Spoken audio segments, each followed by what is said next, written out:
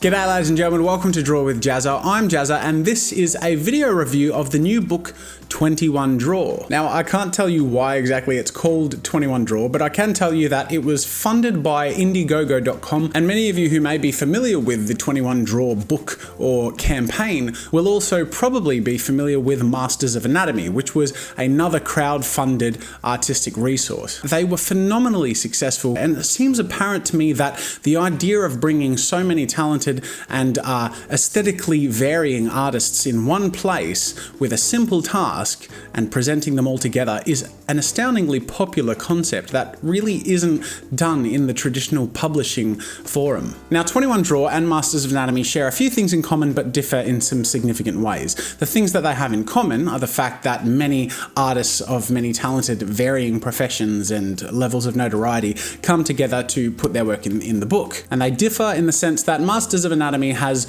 one simple task, that there's a front, three-quarter and side of a male and female body, and that's the entire book. Now if you're interested to check out my review of Masters of Anatomy, make sure to check out the link on the screen or in the description. But now I'm going to talk about 21 Draw because I got it in the mail last week, and I'm going to talk about the things I like about it and my overall impressions. One thing that this book has to its favour that Masters of Anatomy does not is the fact that the entire book is in colour, and it really immediately springs to life. It's incredibly well produced and printed. The concept is quite simple.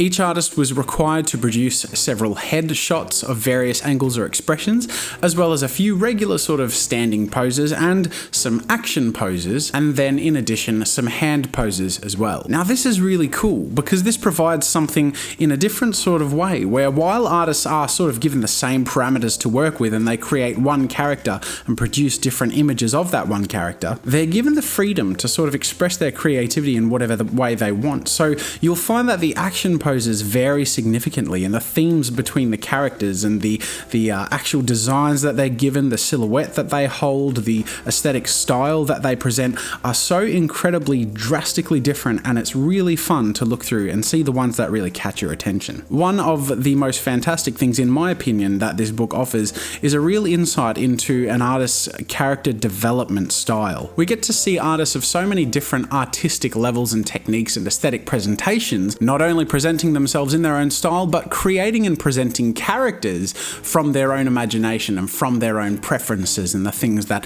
get their creative juices flowing, I suppose you could say. The result is then characters that really match their aesthetic, creative style, and it's really fun to look through and see these artists working so comfortably in their own realms. It's really cool. Now this book offers a little something different as well. It breaks up what you might call the monotony, even though it's not monotonous at all, by putting in some tutorial sections. Now it isn't a tutorial book by any means, but because there are 13 different tutorial segments spread throughout the book, it means that while you're browsing these character designs and getting inspired and thinking up ideas of your own, you're also presented with some of the thought processes and creative tools that these artists are using themselves that you can also take and apply. And this is really interesting because I do tend to find with other art books like Masters of Anatomy, where you have these amazing visual presentations that you're given to inspire you, you're then left to your own devices to take that and apply it. Now experienced artists won't find this a problem because we can see these things and we know our own creative process and we're comfortable in our own artistic skin, as it were, so that we can then go from there and apply the things that excite us or that we're learning into our own process and experiment and try new things.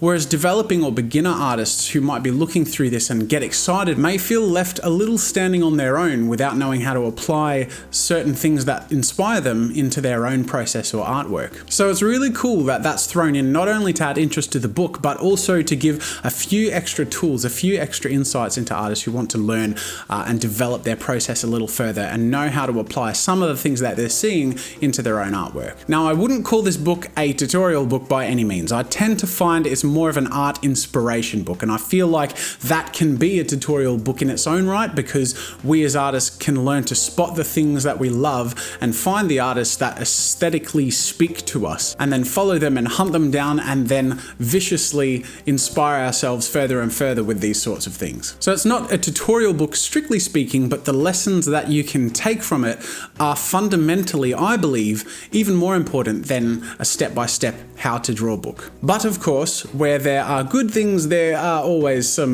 not as great things. And a couple of the catches are, with these sorts of art books, there is a larger proportion of the art books that isn't inspiring to us. So that's sort of an interesting catch-22, because we find artwork and artists that we haven't seen before that immediately spark our imaginations and get our juices flowing. But on the flip side, there are artworks from artists that we haven't heard of or haven't seen the artwork of that really don't speak to us.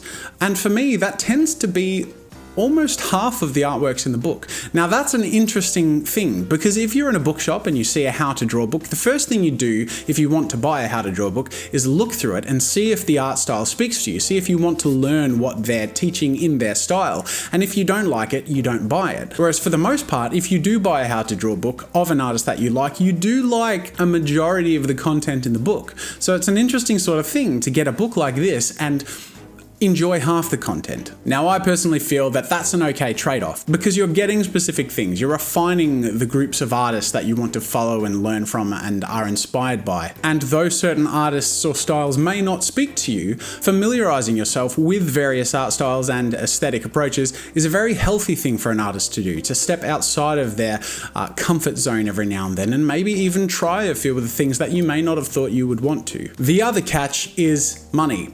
It's not a cheap book. It cost me over $100 to get this book here in Australia. So shipping and the actual physical copy of the book, because it's not following a standard publisher distribution method, it's more expensive to get because it's more expensive to produce and it's limited in its print run and all of that stuff. So if you desperately want it and you have enough money to spare, then it's definitely worth getting. But if you're an artist who really wants it and you don't, then the trade-off's a bit stuck, because in reality you could get 3 to 4 art tuition books for the price of this one book. But of course there is the added option to get the digital version, which is significantly cheaper and arrives instantly to your inbox. So that's an option as well. Now, in my humble opinion, the very minute negatives for what you're getting out of it, because I tend to find that sometimes creative inspiration can be difficult to come by, and I feel like books like this always sort of offer something when you open them. If you're in the middle of a creative block, it can really help to just lift you out of your funk. But that being said, it varies for everyone. Some people may not get much out of this sort of book, and some people may get even more